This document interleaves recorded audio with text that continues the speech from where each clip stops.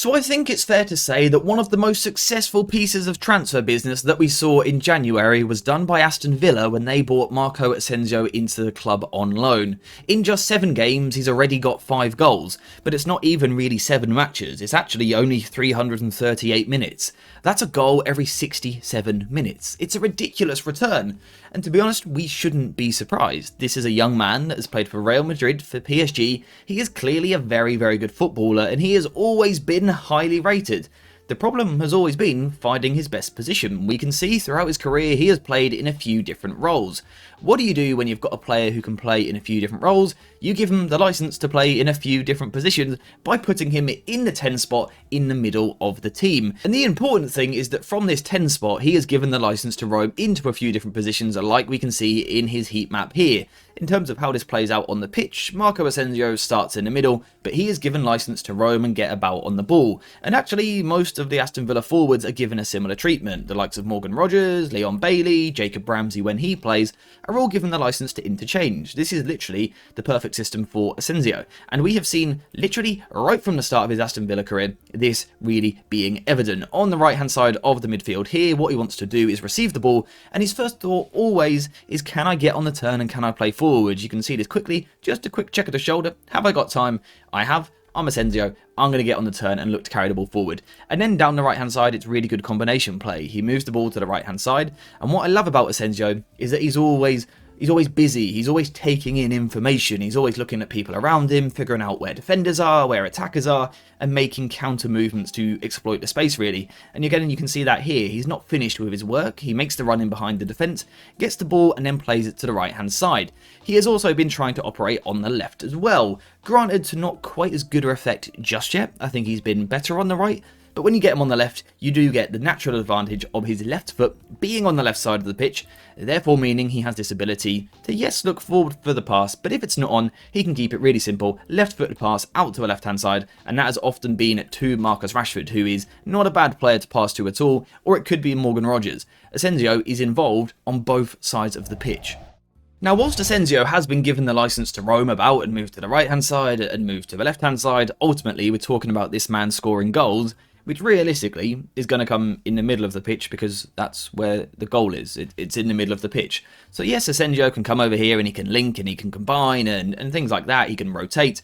He wants to be in this area here, particularly in zone 14, this little area on the edge of the box. This is where Asensio wants to operate. And what I love about Asensio when he plays in this zone is that he plays the game at a slower tempo to everyone else. Now, normally, that would not be a compliment. You would say this is a player struggling to adapt to the tempo of the league.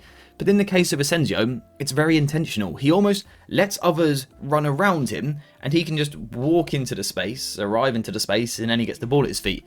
We saw this really well against Cardiff in the FA Cup. This is the zone we are talking about, on the edge of the penalty area, zone 14, in this area basically, where defenders hate you moving and roaming and playing with this sort of deceptive manatee game. Now what we can see as this move plays on is the ball moves to the left-hand side to Marcus Rashford, wide on the left wing, and Ollie Watkins, in the middle of the box, is going to dart towards the 6-yard line. Exactly what you would expect from a striker. He's attacking the box, he wants that ball across the box. And the defenders know that, so they all start sprinting back. They start sprinting back to try and track Ollie Watkins. But what Asensio does is actually just very casually sort of stroll in. He doesn't really break into a sprint, he just waits in the space. Because that's what happens. If everyone else is running and you're walking, they're going to pull away and you're going to arrive into the space. And it allows Asensio to finish like this. I would call this ghosting into the penalty area. He sort of just strolls in, doesn't get picked up by anyone, and scores goals. You can see it again. Zone 14 on the edge of the penalty area. This time the ball is on the right-hand side. Now, the movement isn't quite as good, granted, this time from Ollie Watkins, but importantly, the communication is, because the pass comes into the box. Ollie Watkins has the knowledge, has the brain capacity to leave it. I'm guessing he's had a shout from Asensio here. Good communication. Asensio, again, has drifted into this space where no one is quite close enough. And if you give a wizard like this time on the ball, he's going to do that. Put the ball in your net. Now, of course, the exciting thing about Asensio, the thing grabbing all the headlines, is the fact that he is doing that. He is ghosting into the box, he's scoring goals, he's combining in the final third and helping Aston Villa to be more productive with their output. However, Asensio is much more than just that. This isn't a player who comes alive in the box. Asensio is involved in every part of the play. And for me, in terms of 10s in world football, he is one of the best ball retainers. Someone who is going to get the ball and keep it for his team. So I think we think of Asensio as this creative player, and of course he is, we'll come on to that.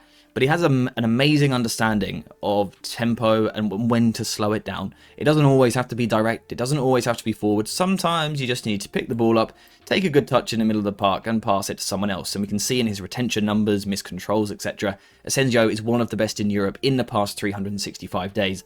And it comes because, for me, he is genuinely a good dribbler. Again, we can see this in the numbers. He's not necessarily someone that dribbles a lot, but when he does, he tends to be successful. And that's because he's silky, he's elegant, but also got good upper body strength as well. You can give him the ball in almost any situation, and he just has the technical capacity to keep it. He is so difficult to tackle, particularly when the ball is coming to him quickly. You can see him in a position like this, he's under a little bit of pressure, but Asensio just has the intelligence, the quality to quickly turn like that. It's so easy, but these little movements, these little ball adjustments in the middle of the park are an absolute game changer.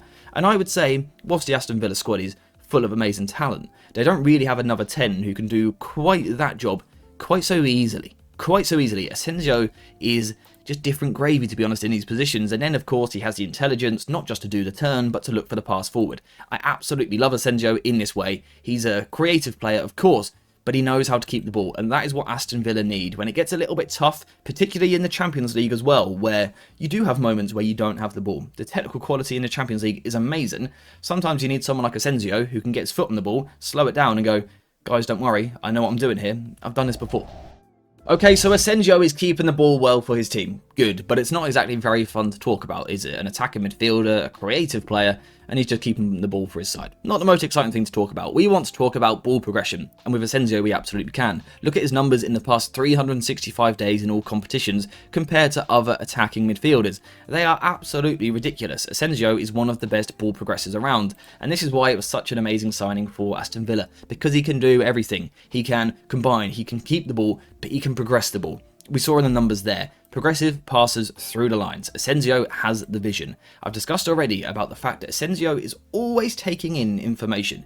He's always looking around, looking at where defenders are, where are my teammates, where is the space, and how can he kind of capitalise on all of that. Sometimes that's going to be with amazing progressive passes, splitting lines into the feet of the striker or out wide to the winger. But also, particularly in transition, Asensio has much more of an engine on him than what people think. He's much more athletic than people give him credit for. In transitional moments where there's that little bit of space to drive into on the counter-attack, Asensio is absolutely perfect. You'll often see sort of lots of little touches with the outside of his left foot, just pushing the ball up the pitch and driving through. Again, he doesn't strike you as the strongest, but when defenders are coming in and trying to tackle him, he just sort of shrugs them off like it's all a little bit easy. He's made adjusting to English football look like a bit of a breeze. This is literally his first match, open space in the middle of the pitch, and he just drives into it. He just glides through it. And Asensio is one of those players that has tactical gravity. What does that mean? Basically, he's so good that defenders want to get near him to stop him. That's what tactical gravity essentially is. People know that when Asensio's got the ball, it's going to take 2 or 3 players to try and stop him. If you go 1v1, you're a little bit in trouble. And Asensio knows this. He draws players towards him like this, and then has the timing of release to now give the ball to his teammate who has much more room because of Asensio's gravity. Defenders come towards Asensio, that means they're away from his teammates, right? It's really selfless play. His ability alone, his confidence on the ball, unlocks space for other people. And again, I think his driving capacity, his ability to go into these open spaces, is severely underrated. He's been a real driving force for the Aston Villa attack in recent weeks, picking the ball up, and like I said, lots of touches with the left boot. Perhaps a little bit one-footed in these moments. Yeah, we could make that argument and potentially that criticism of him as a player. But I tell you what, it seems to be working. He's really good at keeping the ball away from the opponent, and then just releasing that pass in the right moment. And Asensio takes it one step further. Good player, right? This is why I want to do a video, because there's so much good stuff to talk about here. So first of all, he's retaining possession in deeper areas. He's protecting the ball, his first touch is good, and he knows to slow play down and make a good pass.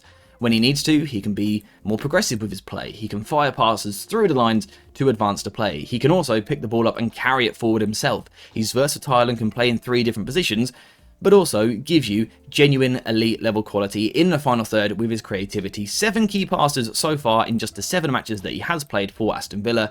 His creativity, his eye for a pass is an absolute joke, if I can find the clip. Here it is here. Am I in the way? I am. Let's quickly move myself over here. Asensio in the top right on this occasion, and when he first picks the ball up, not a lot happening here. We can see a couple of players in the Aston Villa players in the box, but there's not too much going on here. There's not really any movement in the penalty area. Asensio takes his time. What does he do first? He gathers information. He has a look. He looks who's in the box, and you will notice down here, let me quickly mark him, a player with his hand up at the back post going, "I want the ball, please, mate."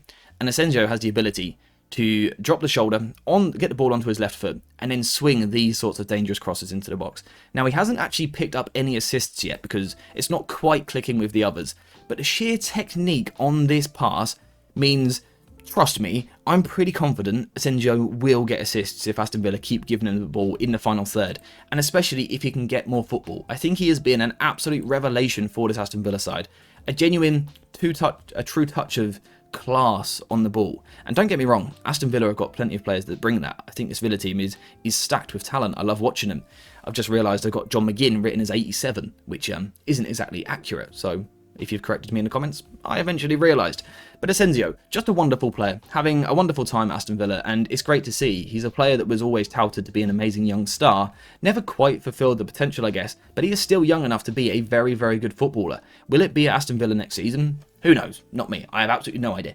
But in terms of right now, Villa fans, I would say enjoy Asensio because he's a really good footballer and he plays really good football on a pretty regular basis. Enjoy him while you've got him because he is amazing to watch, and he might just be what Aston Villa need in the second half of the season to push them forward in the Champions League, but also in the league positions as well.